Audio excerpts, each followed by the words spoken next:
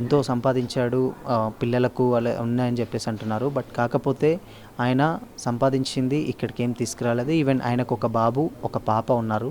So ఆ బాబు పాప చాలా చిన్న పిల్లలు. వాళ్ళకు ఎడ్యుకేషన్కి సంబంధించి ఇన్ ఫ్యూచర్లో చాలామంది ఏంటంటే హెల్ప్ చేస్తామని అయితే చెప్తున్నారు. బట్ కాకపోతే వాళ్ళు ఏం అవ్వాలనుకుంటున్నారు ఏంటి అసలు, కాకపోతే ఆయన ఇంత మునుపు ఏమన్నా వాళ్ళకి ఇచ్చాడా, లేదంటే వాళ్ళు ఏం చదవాలనుకుంటున్నారు, వాళ్ళ పిల్లలు చందు గారి వాళ్ళ నాన్నగారు అయినటువంటి వాళ్ళ పిల్లలు అందరూ మనతో పాటు అయితే ఉన్నారు, కుటుంబ సభ్యులు. ఒకసారి వాళ్ళతో అడిగి మరిన్ని విషయాలు తెలుసుకుందాం.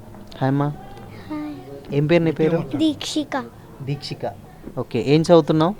Third class. Third class, okay. Daddy ఎప్పుడన్నా ఫోన్ చేసేవాడా మీకు ఇంత మునుపు? చేసేవాడా? ఏమనేవారు? అమ్మని బాగా చూసుకో, అమ్మని సతాయించకు, తమ్ముడికి బాగా చదివి మంచిగా చదువుకో మాట్లాడేవారు. ఓకే. లాస్ట్ టైం ఎప్పుడు నువ్వు డాడీని చూస్తుంది? మొన్న. వచ్చాడా? ఇంటికి వచ్చారా? ఏమన్నారు నీతోటి?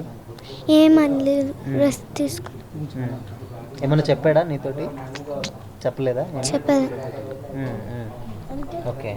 సో అంటే నువ్వు ఇప్పుడు ఏ క్లాస్ చదువుతున్నావు? Third class. Third class. నీకేమవ్వాలని ఉంది? డాక్టర్. డాక్టర్. డాడీ చెప్పేవాళ్ళ ఇంత మునుపు నువ్వు ఇది చదువుకొని ఇది బాగా అవ్వాలి అని ఎప్పుడన్నా? ఏం చెప్పేవారు? నువ్వు డాక్టర్ అవ్వాలి, డాక్టర్ అవ్వాలని చెప్పేవారు. డాక్టర్ అవ్వాలని చెప్పేవారు. ఓకే. సో మరి ఎప్పుడు డాడీ నువ్వు ఎందుకు అంటే నేను డాక్టర్ అవ్వాలని ఎందుకు అనుకున్నావు ఎప్పుడన్నా అడిగావా అసలుకి, లేకపోతే? డాడీ సీరియల్స్ ఎప్పటి నుంచో చూస్తుంటావు నువ్వు?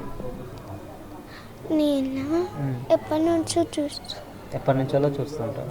ఓకే. లాస్ట్ టైం ఎప్పుడు కలిసావు డాడీని? లాస్ట్ టైం గుర్తులేదా? మొన్న వచ్చాడు అన్నారు కదా? మొన్న వచ్చాడు, యాక్సిడెంట్ తర్వాత వచ్చాడు. ఏమని చెప్పాడు? ఏమన్నా చెప్పాడా నీకు? ఏం చెప్పలేదు. ఓకే. ఓకే. సో అంటే నార్మల్గా ఏంటంటే మనకు నాన్నగారు సీరియల్స్లో చూస్తూ వస్తుంటాం. బట్ ఆయనకు ఫ్యాన్ బేస్ కూడా చుట్టుపక్కల ఉన్న వాళ్ళంతా గీటోస్ అందరు దిగుతూ ఉంటారు. బట్ నువ్వు అంటే మాతోటి ఉండట్లేవు ఎందుకు డాడీని ఎప్పుడన్నా అడిగావా కనీసం? అడిగితే ఏం చెప్పారు? ఏం చెప్పలేదు. ఉంటానా అని బయటికి వెళ్ళిపోయేవాడు. బయటికి చెప్పేవాడు. ఓకే. నువ్వేమవ్వాలనుకుంటున్నావు? డాక్టర్ అవ్వాలనుకుంటున్నావు. ఓకే. ఇంకా నాన్నతోటి అమ్మతోటి ఉన్న మెమరీస్ ఏమన్నా నీకు గుర్తున్నాయా? అంటే ఆయన లాస్ట్ చివరిగా చెప్పిన మాటలు ఏమన్నా గుర్తులే. ఎందుకని నాకు తెలియదు. ఓకే. సో సార్ అంటే మీరు చెప్పండి, ఆయన చాలా వరకు అంటే జీ తెలుగు ఆర్టిస్టులు చేశాడు, చాలా వరకు సీరియల్స్ చేశాడు, చాలామంది ఏంటంటే చాలా డబ్బులు సంపాదించాడు, ఉన్నంతలో ఫ్యామిలీకి పెట్టాడు అని అంటున్నారు. అసలు ఏంటి అసలు ఆయన ఫైనాన్షియల్ స్టేటస్ ఏంటి సార్? ఆయన మాకు ఈ మధ్యలో 5 సంవత్సరాల తర్వాత మొన్న కలిశాడు. యాక్సిడెంట్ తర్వాత ఎప్పుడు పవిత్ర జయరామ్ తోటే ఉండేవాడు. 5 సంవత్సరాలు ఆమెకు పరిచయం అయింది, రిలేషన్ అయిన నుంచి ఇక్కడ రావడం మానేశాడు.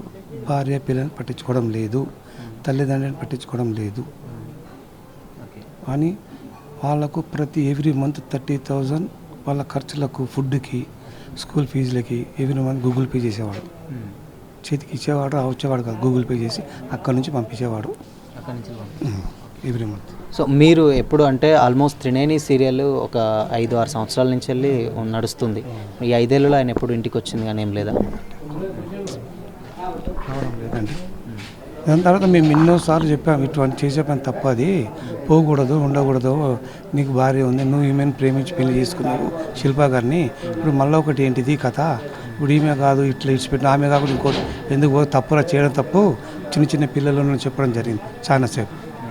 అంటే ఆయన ఏమన్నవాడు అన్నీ అట్లా చెప్పిన? నా ఇష్టము, నాకు ఆమె దేవత, నేను ఆమె దగ్గరికి ఉంటా, ఆమె దగ్గరనే పోతా, మణికొండ. అంటే ఏంటంటే సంపాదించిన డబ్బులో వీళ్ళకి 10 రూపాయలు చెందలేదు. ఏదున్నా వాళ్ళు మంచిగా ఖుషి అయ్యాసి చేసుకున్నారు, తిరగడము, పబ్బులు, విదేశాలు, ఇక్కడ తిరగడం. కానీ వీళ్ళకు మాత్రం 10 రూపాయలు ఇవ్వలే, కేవలం 30,000 వాళ్ళ ఇంటి ఖర్చుకి ఇచ్చేవాడు, భోజనానికి, రెంట్కి.